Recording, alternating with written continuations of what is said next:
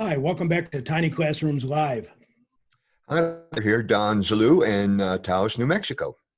And I'm Artie Nathan, the HR guy here in Las Vegas. And our topic today is good questions to ask in times of crisis.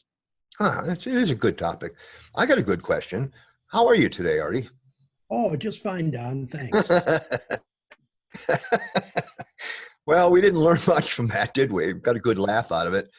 That kind of a question, which is very common, is part of what's called social lying, and it really is it's not a bad thing. It's the lubricant of how a society works. You know, if I asked you how you were and you told me all the things that were going on and how your stomach hurt or whatever was going on, after 2 or 3 of those, I wouldn't ask you anymore, would I? No. Because nobody really wants to hear, right?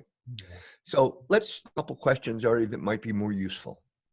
All right. So how about this one in this time of crisis? What is one thing about working from home that was easier than you thought it would be?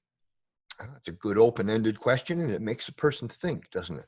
Yeah, I mean, it is thoughtful and creative, and it helps open up the conversation. Yeah. And how about what about your job has been the hardest for while working at home?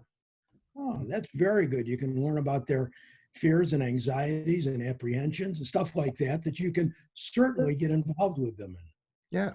And questions like this are part of what we call multiplexed, or building relationships with more than one context for the communication. So you're the boss and they're the person that works for you. That's a textful relationship, isn't it? But Yeah. particularly in a time of crisis, but really all the time, we want to have multiple channels. And so this one helps us to open up trust and interest and helping the other person feel like they matter. Let's try a couple more questions. How about this one? What have you decided you'll do differently when things go back to normal? That's forward thinking, asking the person to think about the future, and then you getting that feedback from them. That's very good. You'll find Yeah. out if they're optimistic, if they're flexible, all Yeah. kinds of stuff that you'd want to know about them. Right? Exactly. Here's another one. What's something that you're surprised that you haven't missed? Another thoughtful question that certainly can help you as a leader help them to navigate their way through. That's absolutely right. Yeah. Another one? How about this one? What new habit have you developed, or old habits that you think you need to change?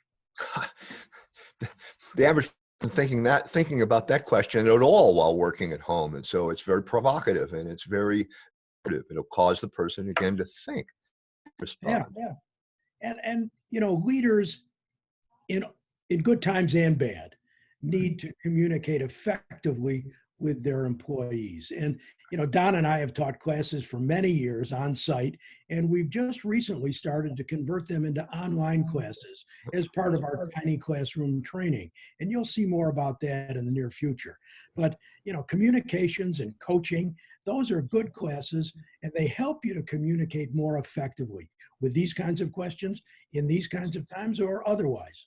That's absolutely right. And so short questions, asking why, when, who, how, what, are very, very illustrative. And whatever you hear back from the person is fine.